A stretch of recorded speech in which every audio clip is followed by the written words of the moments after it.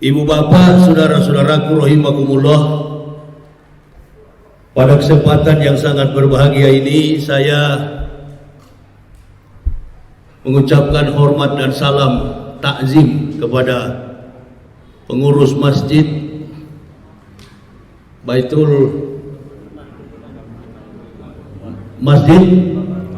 Babul Iman yang telah menyampaikan sekelumit pesan dan kesan kepada kita semua, termasuk pimpinan atau kepala ketua Masjid Babul Iman terkait dengan masalah Isra wal Mi'raj, dirangkaikan dengan pelaksanaan bulan suci Ramadan yang akan datang nanti. Saya di kesempatan ini ingin menyampaikan kepada ibu bapak, saudara-saudaraku, alhamdulillah kalau dari beberapa bulan lalu, sekali lagi alhamdulillah kalau dari beberapa bulan lalu, kalau sampai pada hari ini saya masih ingat ayat-ayat suci Al-Quran. Itu karena kekuatan mujizat Allah. Dulu sebelum saya keluar dari penjara, menyampaikan ayat suci Quran dan hadis itu lancar sekali. Sekarang ini sepertinya agak lupa-lupa sedikit. Dan memang ini keadaan yang memang saya hadapi. Saya hadapi apa adanya di tengah konteks kehidupan kebebasan usai saya di penjara. Apa yang saya alami dalam kehidupan ini, penyesuaian tentang keimanan itu tidak ada bedanya dengan apa yang dilaksanakan dan dilakukan oleh Rasulullah ketika menjemput perintah sholat. Qori telah membacakan sekelumit ayat. Saya masih ingat ayat itu. Subhanallazi asra bi abdihi laila minal masjidil haram ilal masjidil aqsa. Jadi saya eja pelan-pelan.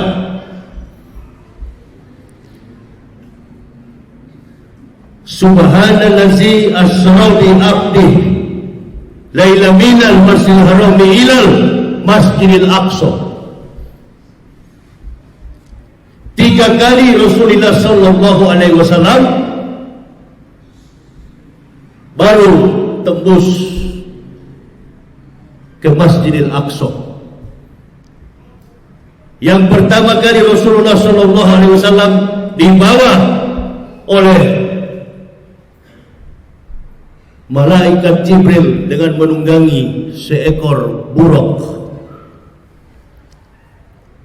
Bukan berarti bahwa umat Islam tidak ada solat. Sudah ada solat. Sudah ada solat. Bahkan sebelum datangnya nabi-nabi, sebelum datang Rasulullah sallallahu alaihi wasallam, mulai dari Nabi Adam, Nabi Ibrahim, Nabi Musa, Nabi Daud, sampai kepada Nabi Isa alaihissalam, semua nabi sudah melaksanakan perintah yang namanya solat. Tapi dalam keadaan itu, solat yang dilakukan oleh para nabi tidak sama dengan solat yang disempurnakan sebagaimana Allah menyempurnakan solat kepada Rasulullah Muhammad sallallahu alaihi wasallam. Makanya saya mulai dengan kalimat ya ayyuhalladzina amanu in tansurullah yansurkum wa yusabbit aqdamakum. Orang mengenal ayat ini adalah ayat perjuangan. Ayat ini adalah Quran surah Muhammad. Ayat ini adalah ayat jihad untuk menegakkan agama Allah. Menegakkan solat itu adalah juga menegakkan tiang agama. Contohnya kita sekarang di Indonesia, orang lagi bertempik sorak tentang kegembiraan bagaimana Rasulullah Sallallahu Alaihi Wasallam mencapai Sidratul Muntaha, menerima perintah solat. Di sisi yang lain, pejabat kita yang beragama Islam, dia beragama Islam, tapi dia menjelek-jelekkan solat dengan menyamakan suara solat. Suara azan itu sama dengan suara seekor anjing. Nah, di sini ibu bapak mesti perhatikan dengan baik bagaimana penghargaan kita umat Islam kepada Nabi kita yang mulia Rasulullah Muhammad Sallallahu Alaihi Wasallam. Orang semacam ini, mohon maaf, orang kafir sekalipun tidak ada ngomong begitu. Ada dua golongan yang tidak suka dengan azan.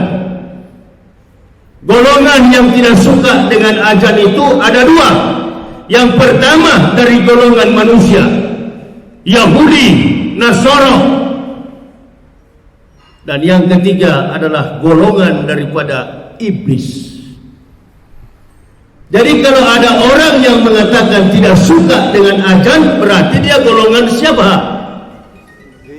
Bukan golongan Islam. Bukan golongan Islam. Kalau golongan Islam, pasti dia cinta kepada azan. Ibu bapak saudara-saudaraku rahimakumullah, dari sekian banyak sahabat yang berjuang bersama Rasulullah, saya mau tanya kepada saudara-saudaraku rahimakumullah, siapa orang yang paling sadis menghadapi kematian? Dari semua sahabat Rasulullah, dari semua orang yang mendampingi Rasulullah di dalam mendakwahkan Islam, orang yang paling siksa, orang yang paling menderita ketika dianiaya adalah orang yang suka sholat, orang yang suka menyampaikan azan. Dia adalah Bilal bin Rabah. Jangan pernah lupa itu. Hanya karena menyampaikan azan tidak disukai oleh kafir Quraisy. Hanya karena menyampaikan azan tidak disukai oleh kaum Yahudi. Bahkan saudara-saudaraku rahimakumullah, ibu bapak saudara-saudara belum tahu, banyak sekali orang-orang Kristen itu yang suka mendengar azan. Saya bekas dari Kristen dulu. Saya punya rumah di Manado. Rumah saya itu berdekatan dengan rumah orang Islam. Kebetulan rumah orang Islam di kampung saya itu cuma 11 kepala keluarga. Mayoritas yang tinggal di situ kami orang Kristen. Jadi dari umur 8 tahun sampai saya dewasa, sampai saya berumah tangga, saya sudah hafal yang namanya azan itu sebelum saya masuk Islam.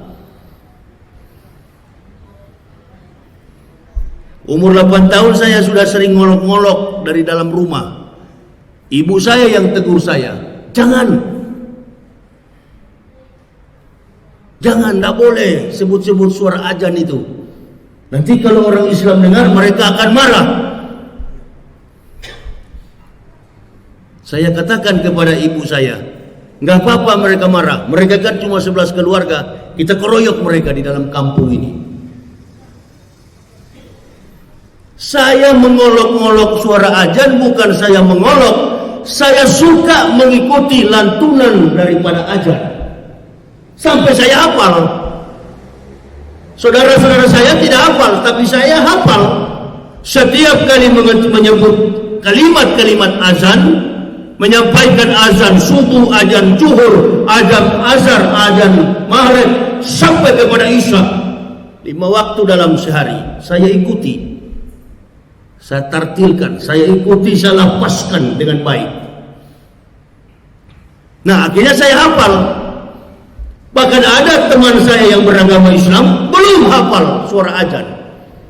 Satu waktu saya coba dia, kamu sudah hafal Coba kamu bicara azan, coba kamu sebut azan, saya mau dengar. Kamu sudah hafal atau belum? Ternyata dia belum hafal suara azan. Oh, berarti saya bilang kamu belum jadi orang Islam. Yang menandakan orang betul-betul Islam, yang pertama, orang itu disunat, itu Islam. Jadi kalau ada anak kita sudah umur 7 tahun belum disunat, belum Islam. Apalagi sudah berbulu-bulu kemaluannya, belum disunat. Beda dengan saya sudah besar baru disunat. Kami sekeluarga masuk Islam, saya, istri dan anak-anak, kami masuk Islam bukan karena mau kawin, memang kami sekeluarga masuk Islam. Bukan karena mau kawin. Terlalu banyak orang masuk Islam cuma karena mau kawin. Ujung-ujungnya besok murtad lagi. Jadi ada niat, bukan masuk Islam. Bukan Islam yang perlu.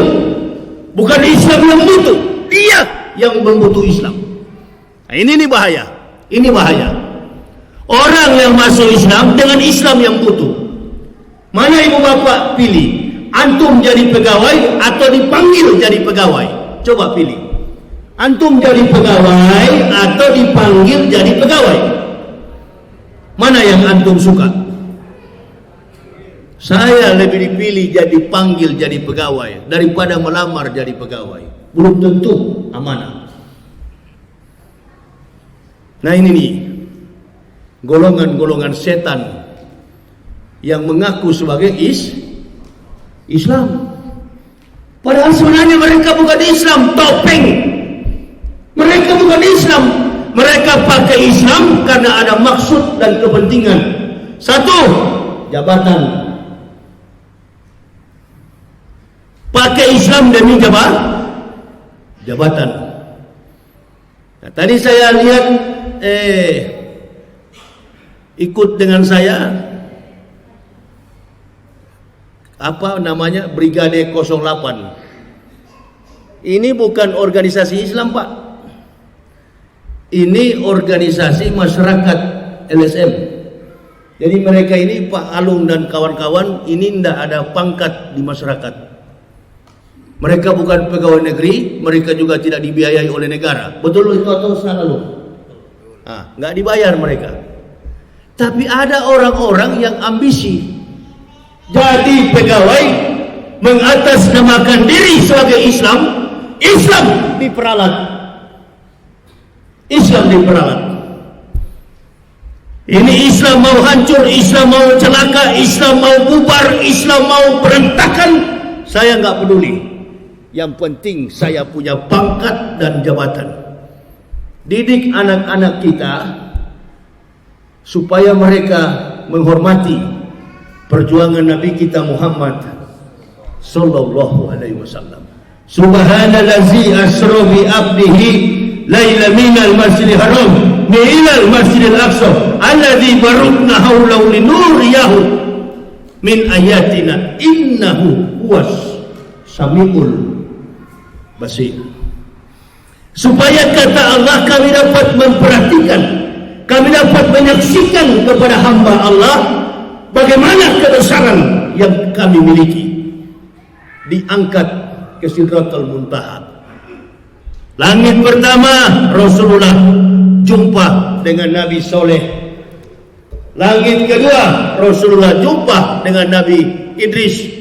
Langit ketiga Rasulullah jumpa dengan Nabi Adam alaihissalam.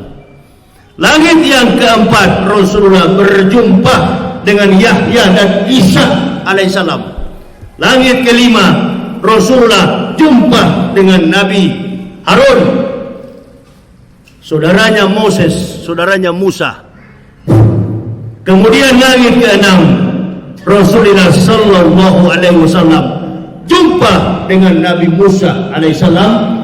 Langit ketujuh Rasulullah bersandar di satu tiang dan bertanya kepada Jibril alaihissalam, wahai Jibril saudaraku, siapa laki-laki yang bersandar pada tiang masjid itu? Laki-laki yang beruban Jibril menjawab, laki-laki yang tengah bersandar pada tiang masjid itu, nama masjidnya adalah Masjid Baitul Makmur. Sekali lagi, nama masjidnya adalah Masjid Baitul Makmur yang berada di langit yang ketujuh.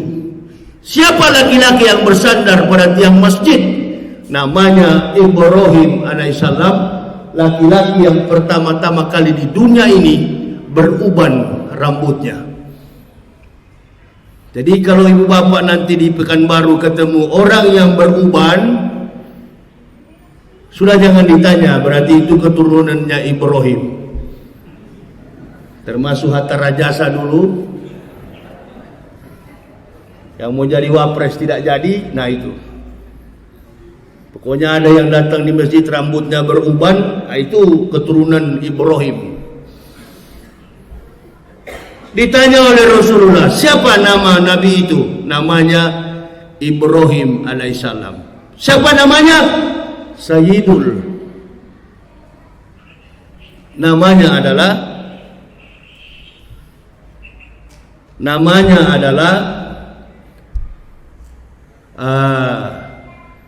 lupa saya ini. Ini gara-gara keluar penjara 4 hari 4 malam saya tidak bisa ngomong. Ini tinggal mati belum kemarin.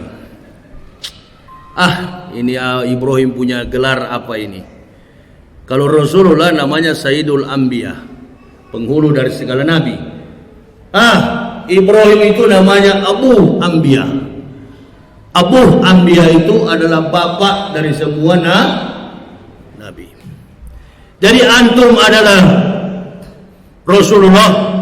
Kata Jibril, engkau wahai Muhammad adalah penghulu dari semua nabi, Sayyidul Anbiya, sedangkan Abu Anbiya adalah Ibrahim, bapak dari semua nabi. Jadi jangan coba-coba mengaku turunan nabi padahal tidak berasal dari turunan Ibrahim. Rasulullah sallallahu alaihi wasallam adalah merupakan titisan keturunan daripada Ibrahim. Ini Yahudi yang ada ini, yang biadab-biadab di Israel, bukan itu. Itu asimilasi antara Romawi dengan Yahudi. Tidak ada urusan dengan agama yang pernah dibawa oleh para nabi, jauh dalam rentang sejarah historik daripada Islam. Itu. Oleh karena itu Islam sama sekali ajarannya sebelum Nabi Muhammad sholat 620 tahun Nabi Isa sudah menjalankan sholat. Di mana itu Ustaz? Antum nanti buka di Quran surat yang ke-30, surat yang ke-19 kalau nggak salah, ayat yang ke-30 sampai 31. Nah itu surat tentang Maryam. Jadi kalau dalam kitab, dalam Islam itu, ibu daripada Isa itu ditulis dalam kitab, namanya Maryam. Itu dia. Saya selama dulu jadi pendeta, waktu jadi Kristen, nggak pernah saya tulis ada kitab yang bernama Maryam, Yusuf, nggak ada. Hanya di Islam ada kitab yang bernama Maryam.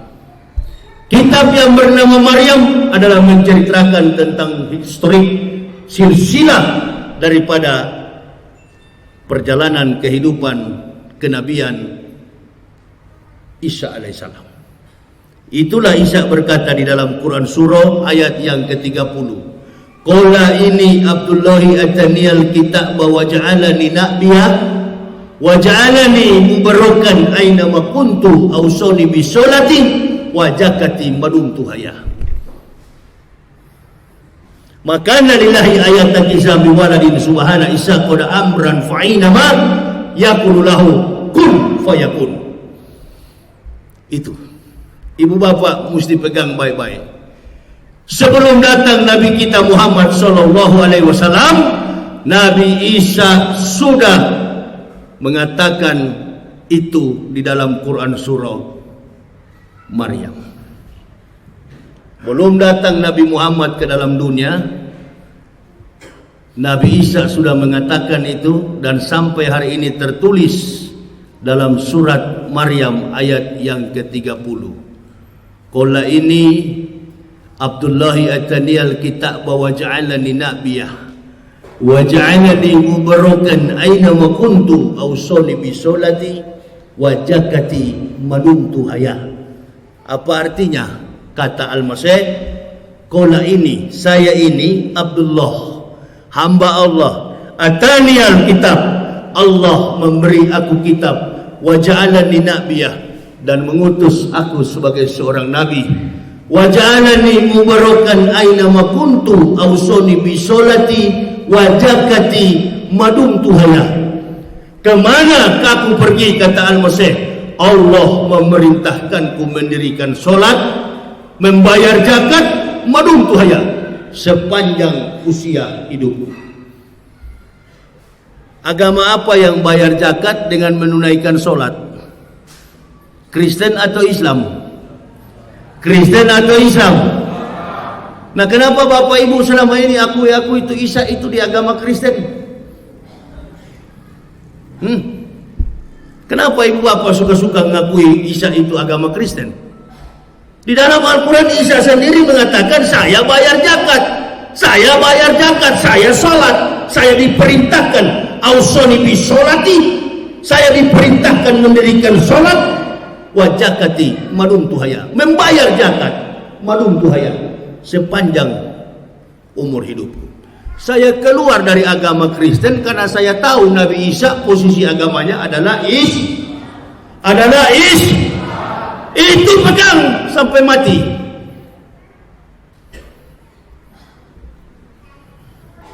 Kenapa Ibu Bapak seolah-olah Kristen Isa? Agama Kristen itu nggak ada hubungan dengan Nabi Isa, nggak ada, tidak ada. Saya masuk penjara mau mati dibunuh sekalipun saya tidak akan menyerah. Itu dia Ibu Bapak. Saya dihukum oleh negara, saya dituntut oleh jaksa penuntut umum. Dari awal saya disidang, ditangkap, disidang. Bukan kasus saya bela Ustadz Abdul Somad tahun 2019. Seluruh pendeta menyerang Ustadz Abdul Somad, nggak ada satupun Ustadz yang bela beliau. Ustadz mana yang bela Ustadz Abdul Somad? Ada yang dari Riau sini, saya mau lihat. Yang mana dia? Apalagi yang banyak-banyak ngomong sekarang ini yang di televisi-televisi itu. Mana yang mereka berdiri dan paling depan mengatakan, saya bela di hadapan Abdul Somad? Ada mereka punya kompetensi untuk membela Ustadz Abdul Somad? Mereka tidak punya kompetensi untuk membela secara teologis tentang pemahaman kekeliruan daripada agama Kristen, kecuali Yahya Waloni, makhluk yang tidak berharga ini. Saya bela Abdul Somad tahun 2019. Buka kasus itu, buka di pengadilan. Saya bawa semua bukti-bukti, tuduhan-tuduhan terhadap saya. Oh, Pak Yahya bilang Roh Kudus, kami Roh Kudus. Saya mohon maaf. Tidak boleh semestinya saya menghina agama Kristen seperti itu. Tapi untuk membela klien sebagai sama-sama kawan, sebagai sama-sama kolega, sebagai sama-sama ustadz, wajib untuk kita bela. Tapi kadangkala yang mulut kita ini sudah terlalu kencang, akhirnya sudah salah-salah ngomong. Kita dipenjarakan karena kita dianggap sebagai menyelewengkan, mencandai, humoris, dan melakukan penghinaan kepada agama lain. Kita nggak boleh sebenarnya begitu. Andaikan juga mereka menghina agama kita, bagaimana kira kita? Di dalam Al-Quran sudah diberikan peringatan oleh Allah. Barang siapa yang coba-coba untuk menghina agama Allah, maka dia akan menghina agama kita, Tuhan-Tuhan kita.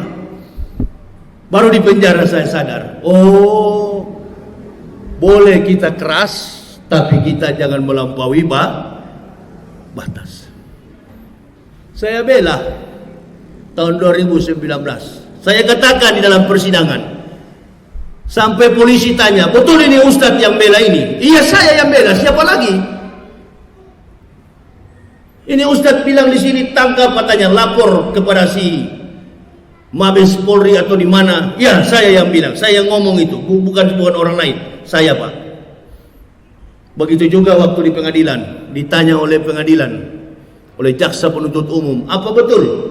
Sidang ahli, sidang pidana, sidang forensik, segala macam sidang ditanya kepada saya, apa betul ini Ustadz? Betul, tidak ada yang salah, itu yang saya lakukan. Oh, kok tidak ada bantahan? Tidak ada, karena saya sudah tahu kalau Allah berkehendak kepada kita, maka lillahi ayat takisami waladin subhana isaqoda amran fa'inama yakululahu kun fayakun. Jikalau Allah berkehendak jadi, maka jadilah. Tidak jadi. Begitu. Nah, saya bela. Karena beliau menegakkan agama. Itu. Kandati masuk penjara dengan cara sendiri, tidak pernah mengundang lawyers. Biasanya orang kalau sudah ditangkap begitu kan bingung. Sudah diborgol, sudah dibawa ke kantor polisi, sudah bingung. Tunggu. Kita cari pengacara dulu sebelum benjol. Saya ditanya sama polisi, siapa kira-kira pengacara Ustadz? Pengacara saya. Pengacara saya? Nggak ada pengacara saya. Pengacara saya berlaksa-laksa, malaikat tahu. Yusoluna ala nabi. Ya ayyuhalladzina amanu sallu alaihi wasallimu taslima. Pengacara saya adalah malaikat tahu yusoluna ala nabi, yang berselawat kepada Nabi kita Muhammad sallallahu alaihi wasallam. Lolos. Yang lain pakai pengacara bertahun-tahun. Itu ibu bapak bayangkan, ini penjara bukan penjara Polda atau penjara biasa. Ini penjara Mabes angkatan apa itu? Mabes Polri. Kalau satu kali keluar itu sudah miliarder. Miliaran duit bayar baru bisa bebas. Mana ada tahanan begitu? Nggak pernah menyangkal. Serahkan kepada Allah, yakin sepenuhnya kepada Allah. Keluar dari penjara bingung saya, karena tidak tahu mana arah rumah saya, di mana alamat rumah saya, tidak tahu menahu. Itu demi mempertahankan kebenaran Allah. Nggak malu kita, bagus. Jangan masuk penjara karena mencuri, perampok. Ada juga beberapa orang masuk penjara karena bukan hal kebenaran. Ada yang masuk penjara dari golongan rohaniawan, entah dari agama manapun, mau Islam, mau Kristen, mau apapun. Ada juga yang masuk penjara karena kasus yang memalukan, kasus yang menjerat mereka, memalukan. Tapi kalau kita di penjara karena kebenaran, nggak perlu kita minta bela kepada siapapun. Terdakwa perlu pengacara, perlu lawyers? Enggak. Kata polisi nanti kami siapkan pengacara. Enggak, biro. Enggak perlu, Pak Kanit. Kalaupun ada pengacaranya, tetap saya pecat juga. Kejaksaan Agung juga tawarkan kepada saya, bagaimana Ustadz Yahya terdakwa, kami siapkan pengacara, kami siapkan PH, penasihat hukum. Saya katakan, kami tidak butuh pengacara. Yang kami butuh adalah pengakuan di hadapan Allah. Apa itu namanya? Salat.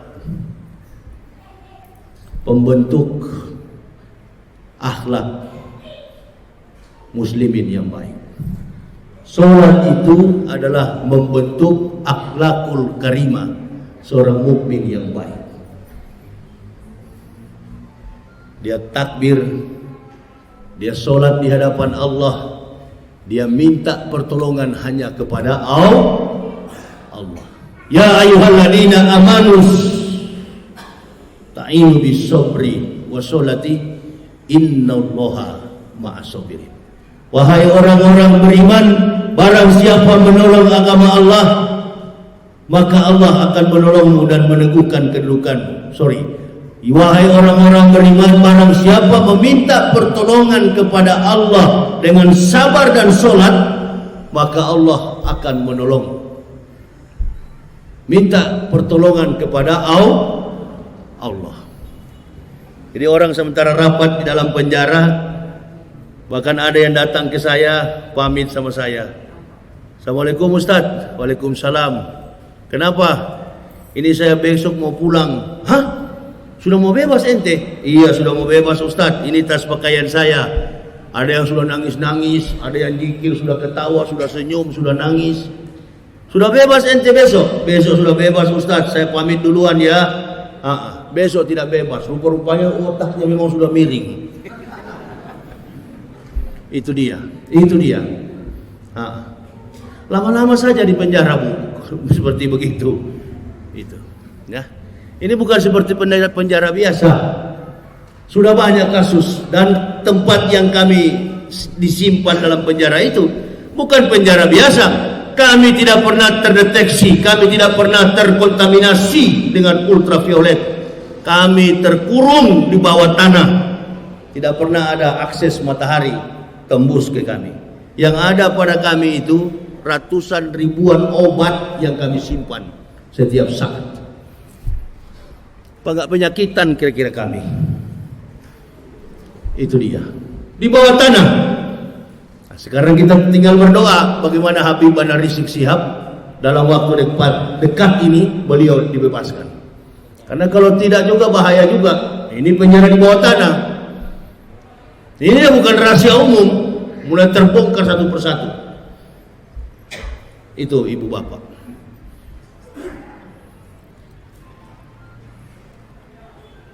Jadi kita mesti bersyukur di tengah-tengah kehidupan yang begini kacau. Saya perhatikan beberapa hari ini sejak saya bebas nonton televisi, loh, kok waktu saya di penjara sampai saya di luar penjara, rupa-rupanya etos dan kinerja Pak Jokowi ini bukan tambah baik.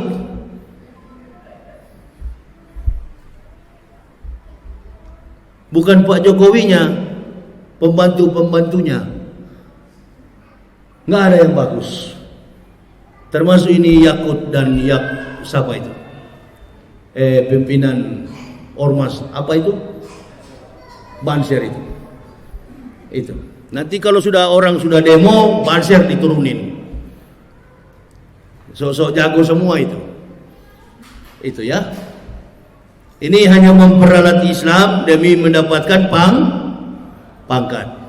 Entah kemampuan intelektual, akademik tidak mampu, sampai orang bilang sekolahnya tidak cukup, orang otaknya tidak sampai, dipaksakan untuk menjadi pejabat. Nah, ini bahasa-bahasa di publik, bahasa-bahasa psikologis, bahasa-bahasa akademik, bahasa-bahasa tentang masalah-masalah sosio kultur. Mereka tidak paham. Apalagi masalah-masalah teologis, masalah-masalah agama. Ini mereka betul-betul tidak menguasai sama sekali. Rusak jadinya. Nah, ini ibu bapak jangan terpengaruh, Karena ini rangkaian daripada percaturan keributan ini sudah sering terjadi.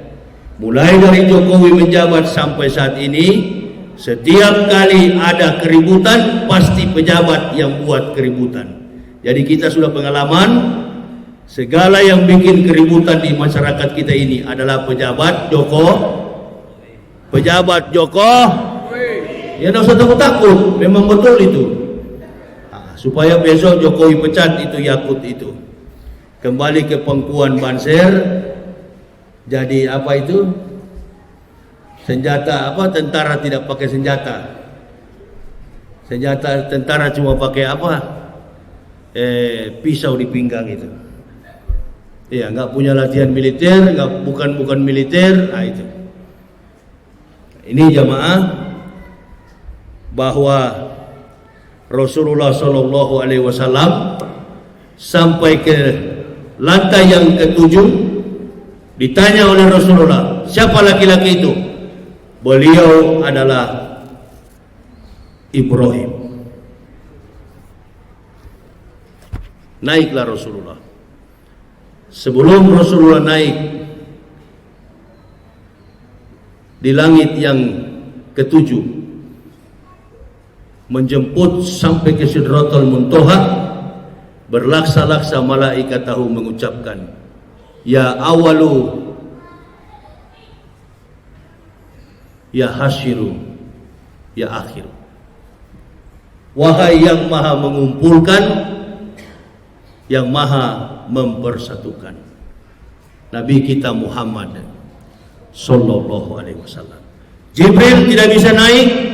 Jibril hanya tunggu di lantai yang ke-6, tempatnya Nabi Musa alaihissalam.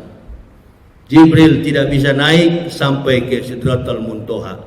Percakapan rahasia antara Rasulullah dengan Allah berlangsung kurang lebih beberapa menit.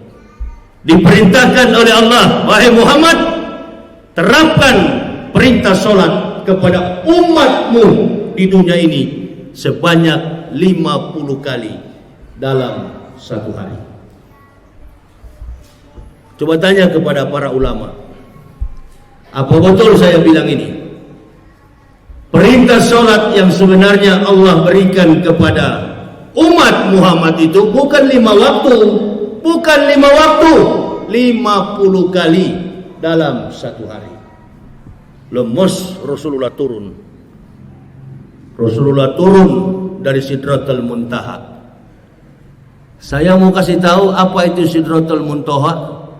Di dalam kitab Durratun Nasihin yang saya baca, kitab Durratun Nasihin itu, Sidratul Muntaha itu adalah sebatang kayu pohon yang kokoh menjulang, dan di dalam daun-daunnya itu tertulis nama-nama kembaran-kembaran makhluk manusia yang pernah, sementara, dan akan terjadi. Jadi Sidratul Muntaha itu adalah pohon daripada kehidupan. Turun sampai ke langit yang ketujuh, Rasulullah kaget, sudah tidak ada Jibril. Rasulullah turun ke langit ke-6, ditanya oleh Nabi Musa alaihissalam, wahai Muhammad, saudaraku, apa perintah yang Allah berikan kepada engkau? Kata Rasulullah Sallallahu Alaihi Wasallam, Allah memerintahkan kami untuk melaksanakan solat sebanyak 50 kali dalam satu hari. Kata kata Nabi Musa alaihissalam, jangankan 50 kali dalam sehari, Bani Biadab, Bani Israel yang saya pimpin satu waktu, cuma satu waktu dalam satu hari, Bani Israel tidak pernah taat melaksanakan perintah sholat. Murtad sampai hari ini Israel. Jadi mereka tenggelam. Nuh dan anak cucunya pun. Jadi bagaimana kira-kira, wahai Musa saudaraku? Kata Musa, mintalah kepada Allah. Ada 2 ulama yang menafsirkan, ada yang pulang 5 kali, yang 10 kali naik ke atas, dikurangi 10 kali, ada juga yang kurang 5 kali. Jadi Rasulullah berbolak-balik sampai 5 kali ke sana, dan ditanya oleh Musa, dikurangi berapa kalimat? Kata Rasulullah, mohon maaf Mus, Allah kurangi 10, jadi tinggal 40. Minta lagi mat, naik lagi. Dikurangi lagi, ditanya berapa kalimat? Tinggal 30. Sampai terakhir kali 5 waktu. Ditanya oleh Musa, sudah berapa kali dikurangi wahai Muhammad saudaraku? Kata Rasulullah SAW, wahai Musa saudaraku, Allah sudah kurangkan sampai 5 waktu dalam sehari. Kata Nabi Musa alaihissalam, kurangi lagi 5 waktu, saya sanksi umatmu di Indonesia tidak bakal sanggup melaksanakan 5 waktu. Terjadi nggak sekarang? Terjadi nggak sekarang? Terjadi. Yang azan siapa? Yang azan Allahu Akbar, Allahu Akbar, menyebut nama Allah. Jangan disepelekan, jangan dilecehkan, jangan dihina. Innalillahi. Dosa apa nanti kita akan terima untuk anak cucu kita? Allahu Akbar ya Karim. Bukan main. Mengaku sebagai pejabat, mengaku sebagai orang Islam. Innalillahi. Yakut. Ini Yakut ini memang Allahu Akbar. Nggak boleh Yakut begitu. Walaupun dia menteri agama, dia sebentar lagi kalau Jokowi turun, dia turun juga. Ini Yakut ini. Ini dia penceramah bukan. Dia juga ustadz bukan. Begitu, ya. Ini kita sebagai pendakwah kita mesti tegas dalam mengatakan itu. Ini Yakut ini punya kurang ajar ini, tidak boleh begitu. Ada orang Kristen sendiri yang ngomong, orang Kristen sendiri di kampung saya di Manado. Dia bertetangga puluhan tahun dengan Masjid Istiqlal di Manado. Dia tidak pernah komplain, malah dia bilang, saya paling senang kalau mendengar suara azan. Itu orang bukan orang Islam. Ini katanya ngaku Islam, malah orang kafir yang komplain. Kami tidak butuh kau bela. Kamu hanya bikin kacau antara umat beragama. Itu saya masih ingat tuh Yakut punya mulut itu. Apabila ada orang yang menyinggung simbol-simbol dalam agama manapun, itu dia punya mulut itu. Termasuk saya yang menyinggung simbol-simbol Kristen kemarin. Saya masuk penjara. Roh Kudus, saya bilang Roh Kudus. Itu saya tanggung risikonya. Matius, Markus, Lukas, Stefanus, Tetanus, Spiritus, Capticus. Itu saya sebut, masuk penjara saya. Itu yang didakwakan oleh hakim. Itu dia. Masuk penjara. Itu dia. Nah sekarang dia pernah mengatakan, siapa yang menyinggung simbol dalam Islam sekecil apapun, simbol dalam Kristen sekecil apapun, simbol dalam Hindu, simbol dalam Buddha, semua agama di Indonesia disinggung simbolnya, dia harus diperiksa. Nah ini Yakut sudah pas, sudah memenuhi syarat ini. Coba sekali-sekali kasih rasa di Mabes Polri dulu, kasih masuk penjara dulu di Mabes Polri, itu iya kan? Baru ketemu yang bajingan-bajingan di dalam, itu dia. Sama dengan Kacek waktu masuk penjara, itu hancur memang. Nggak tahu dia bagaimana sudah mukanya. Dia tuh. Kalau ente Yahya kapan dipukul? Saya tinggal tunggu sampai yang pukul. Nggak ada yang berani. Coba-coba aja kalau ada yang berani. Masuk saya ke dalam penjara, ditanya, ada yang bajingan di sini, ada yang mau pukul? Coba, saya bilang. Nggak berani. Sampai Pak RT yang datang ke saya. Kami sudah kasih ultimatum, Ustadz. Ada Ustadz yang mau masuk besok pagi. Sampai Jenderal Napo pun ada di situ. Jenderal Napo, Napoleon Bonaparte. Ustadz Yahya mau masuk. Yang dari golongan kalian yang tidak suka sama Ustadz Yahya, dia tunggu besok pagi. Nggak ada yang berani. Saya bilang sudah latihan karate dia dulu 2-3 minggu baru lawan saya. Nggak ada yang berani. Nggak ada. Malah saya jadi imam di situ, saya jadi khutbah di situ. Bahkan banyak sekali, alhamdulillah, orang-orang yang tadinya bukan Islam kemudian mengucapkan la ilaha illallah Muhammad Rasulullah. Jadi kawan semua. Mulai dari bajingan, mulai dari Muslim, dari yang kafirun, duduk sama-sama kawan, berteman kita. Sampai Ferdinand Hautahayan atau siapa itu? Saya panggil, Ferdinand sini dulu, lari dia kira saya mau pukul. Innalillahi, padahal tidak. Padahal saya mau panggil dia untuk kita ngobrol, dialog. Dia kabur duluan. Waduh, katanya Tuhanmu kuat. Pakai lari ini kawan. Itu. Besok saya panggil duduk di situ ngobrol kita. Bye-bye Pak Ferdinand, saya sudah mau keluar. Iya. Wow, pertama kali masuk penjara, itu. Tinggal mau gila tidak. Dikurung sendiri dalam kamar, suana kemari, mondar-mandir. Itu dia. Nah, ini pesan yang saya selalu sampaikan kepada umat, kepada jamaah. Ya, kalau untuk kebenaran kita nggak apa-apa di penjara 20 kali pun, nggak jadi masalah. Tapi jangan kita di penjara karena ditunggangi oleh kepentingan politik. Siapapun mau jadi presiden ke depan nanti, ke depan sana, siapa kira-kira jadi presiden? Ustaz, sudahlah. Habis Jokowi ini paling Prabowo. Tidak ada lagi presiden. Siapa yang mau jadi presiden? Ibu Bapak tahu siapa yang mau jadi presiden? Nggak ada yang mau jadi presiden kecuali Prabowo. Karena itu, anak habis dari Jokowi yang Prabowo. Jokowi kan bilang, kamu dulu ganti. Nggak ada itu spekulasi orang. Oh ini nanti akan ini yang jadi presiden. Nggak. Baku ganti.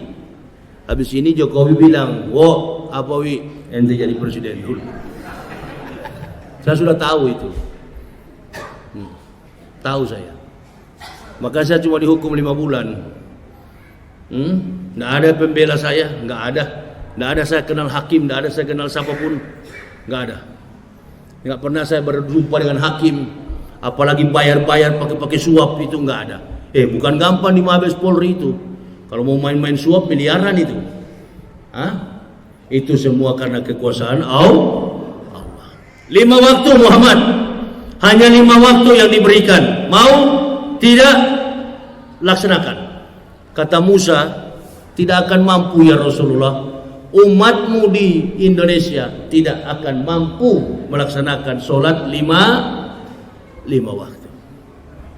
Sampai hari ini telah terbukti memang 5 waktu tidak dapat dilaksanakan.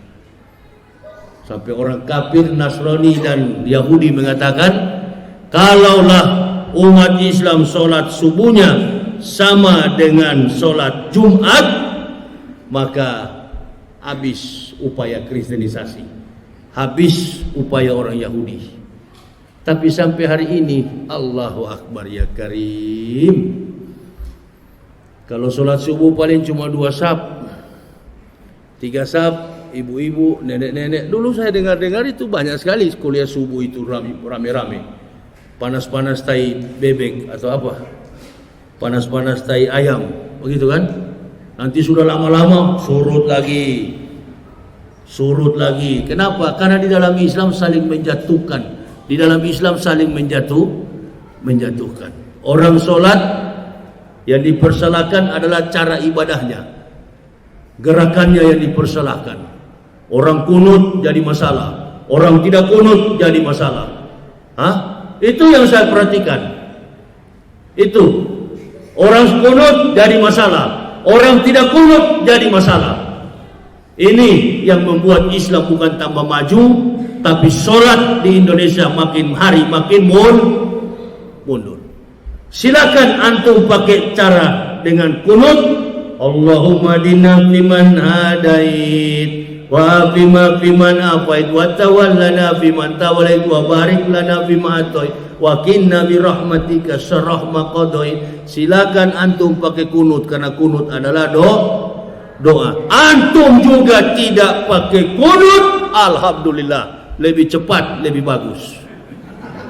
Ya enggak apa-apa. Ngapain kalian ribut? Yang tertawa orang kafir, iblis, setan, munafik, kafirun, dan orang-orang suka adu domba. Itu. Jadi di Indonesia ini bukan cuma golongan munafik, tukang adu domba sama-sama muslim juga sudah ada sekarang. Sudah ada. Demi kepentingan finansial, kendati menjatuhkan sama-sama muslim. Jadi tidak apa-apa. Nanti sebentar subuh, siapa yang melaksanakan sholat pakai kunut silakan. Yang tidak pakai kunut juga silakan. Begitu juga nanti di bulan puasa nanti, iya kan? Ada yang 23 rakaat, witirnya 3 rakaat, betul ya? Iya ya? Ya?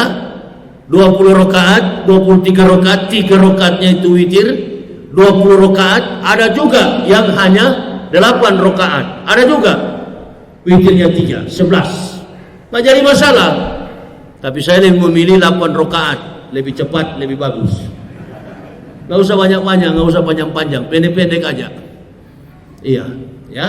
Ada yang 20 rakaat, ada yang bertahan. Ada yang 8 rakaat, bubar. Nanti saya witir di rumah, silakan. Silakan antum witir di rumah 3 rakaat. Nggak jadi masalah. Begitu. Karena ibadah yang paling sempurna adalah ketika kita menunaikan solat 5 waktu. Solat afdolul a'malu as-solatu khams. Amal yang paling utama adalah solat 5 waktu. Amal yang paling utama afdolul a'malu as-solatu khams. Amal yang paling utama adalah solat 5 waktu. Kemudian ditambah-tambahkan dengan solat-solat sunat. Dan kemudian nanti di bulan Ramadan nanti kita akan menunaikan solat tarwih. Ada yang 20 rakaat, ada juga yang 11 rakaat. Kita ikuti semua sesuai panduan para ulama. Di mana yang lebih baik, apa yang diinginkan oleh seorang imam di salah satu masjid, imam rawatib, itu yang kita ikuti. Jangan jadikan pertengkaran. Jangan kita mau bikin ibadah, datang lagi grup dari luar masuk. Oh salah, yang begini yang betul, yang begitu yang betul. Pengurus masjid mulai didikte-dikte. Kamu salah, ini yang betul Pak Haji. Ini Pak Haji sebagai ketua salah begini-begini. Nggak usah percaya, nggak usah percaya. Apalagi sudah saling percaya. Di penjara itu, di penjara saya waktu kemarin di penjara, dari sekian orang yang sholat itu, masya Allah banyak sekali gaya. Ada yang lurus begini, ada yang begini. Ada yang kakinya satu ke atas dulu, nggak jadi masalah. Mainkan kawan.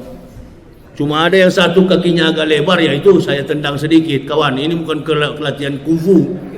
Maju sedikit. Ente kakinya sudah terlalu lebar itu, kayak mau latihan ke taekwondo itu. Maju sedikit. Ini bagaimana orang mau apa itu? Sap dibagikan, sap diratakan, sap bisa makan, dia sudah buka sampai lebar begini. Ini taekwondo, ini kawan satu ini masuk. Nanti sebentar kita dua latihan taekwondo, maju lulus. Kakimu kerapatkan dulu, nanti habis sholat baru kita dua latihan taekwondo di sini. Begitu habis sholat saya bilang, ayo pasang kuda-kudamu situ, saya serang dari sini. Oh jangan Ustaz, pasang kuda-kudamu saya serang. Begitu dia pasang, saya tembak satu kali ke bawah, di bawah situ. Banyak orang penjara yang lihat-lihat, memang sengaja saya suruh bikin begitu. Langsung ke bawah. Lain kali kalau sholat tidak usah kasih tunjuk jago di hadapan Allah. Lihatlah kuda-kudamu begini, lengah juga. Kalau kita latihan apa itu?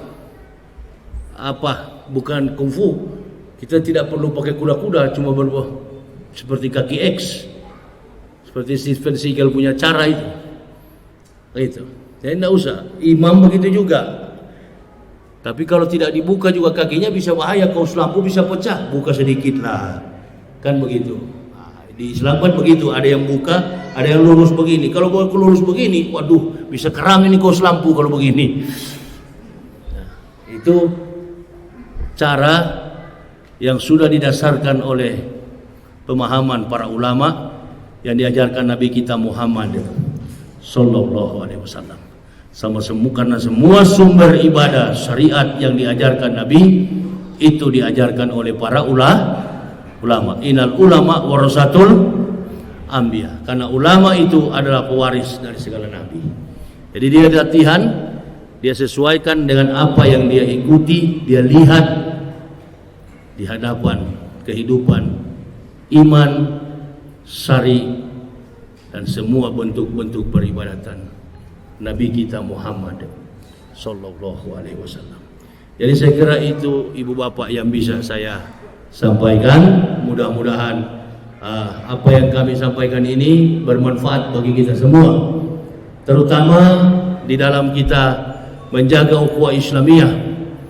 Jaga ukhuwah ini, dan kita tidak usah terpengaruh dengan orang-orang yang mencela-cela Islam, orang-orang yang menghina-hina Islam. Kita terpengaruh, jangan terpengaruh kita. Tetap kita tunjukkan bahwa kita kuat dalam menunggu apa itu dalam senantiasa kita menegakkan agama Islam ini. Nanti kalau ada hal-hal begini, kami yang sebagai penceramah yang akan bicara. Ya, seperti Yakut bikin hal begini, biar kami yang ceramahkan. Ibu bapak yang penting melaksanakan perintah apa yang sudah diamanahkan Allah dan Rasulnya. Saya kira ini yang bisa saya sampaikan, ibu bapak. Lebih dan kurangnya saya mohon maaf, tidak bisa saya lebihkan. Kami sekeluarga datang di sini bersama istri anak dan mudah-mudahan masih bisa bertahan sampai tanggal 9 jadwal saya setiap harinya. Kami mohon doa dari ibu bapak biar kami tetap sehat, karena sampai hari ini pun saya dalam kondisi yang kurang sehat. Kemarin pun tampil dengan Deddy Corbuzier itu di podcast, itu dalam kondisi yang kurang sehat. Badan saya kurang sehat, wallahi. Belum pernah saya tiba di sini dan makan satu genggam nasi pun belum pernah, wallahi. Enggak. Istri saya yang kawal saya siang malam.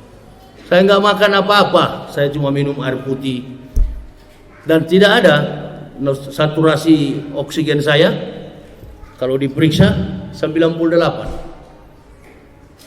Dan suhu badan saya 35. Itu dia. Nah, ini yang keajaibannya luar biasa. Masuk makanan nggak bisa saya. Masuk makanan nggak ada. Nggak ada masuk makanan. Saya makan nggak ada. Nasi sedikit pun nggak ada yang masuk. Nggak.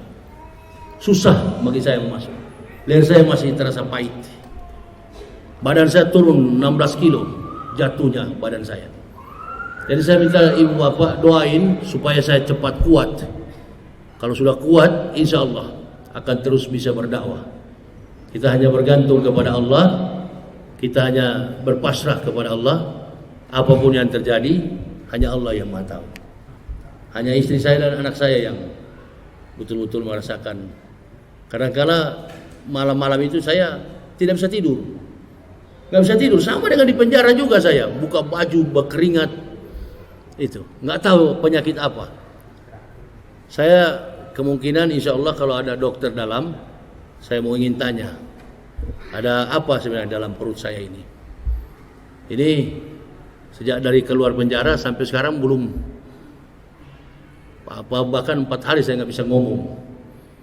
Itu, ada apa sebenarnya ini? Dan saya tidak sembarang dokter saya mau pergi, nggak sembarang tempat saya pergi.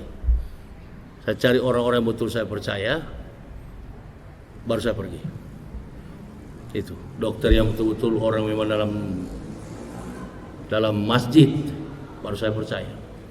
Lain-lain pada itu saya nggak percaya. Itu. Jadi saya mohon doa dari ibu bapak, saudara-saudaraku, agar kami tetap setia, kuat di dalam menjalankan perintah menegakkan Islam ini.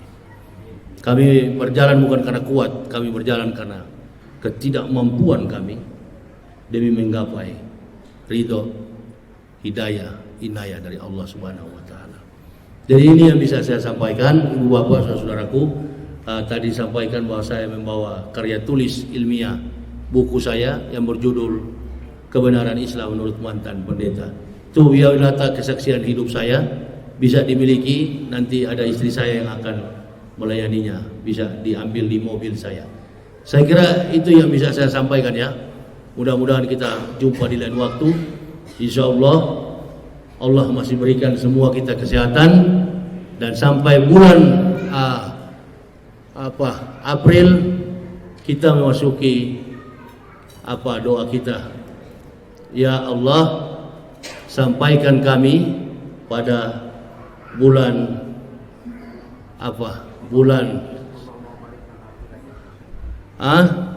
Allahumma barik lana fima razaqtana wa qina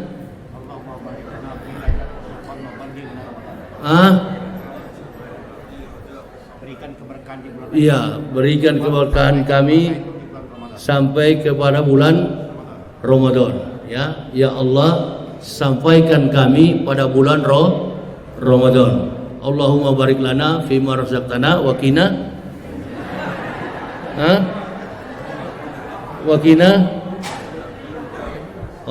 salah ya.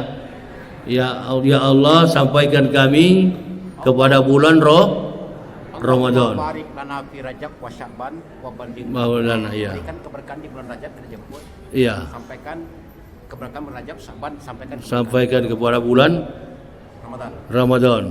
Jadi bulan Sya'ban dan Ramadan sampaikan ke sana supaya kita sampai di sana diberi kesehatan oleh Allah Subhanahu wa taala. Saya kira itu ya Ibu Bapak ya. Ini yang bisa saya sampaikan. Saya nggak bisa panjang-panjang lagi karena nggak mampu saya. Insya Allah di lain waktu kita akan jumpa lagi. Barakallah.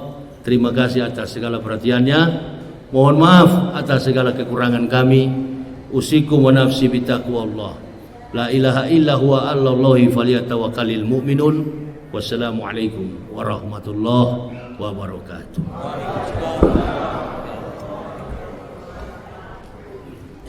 Mendapatkan buku tadi. Assalamualaikum warahmatullahi wabarakatuh.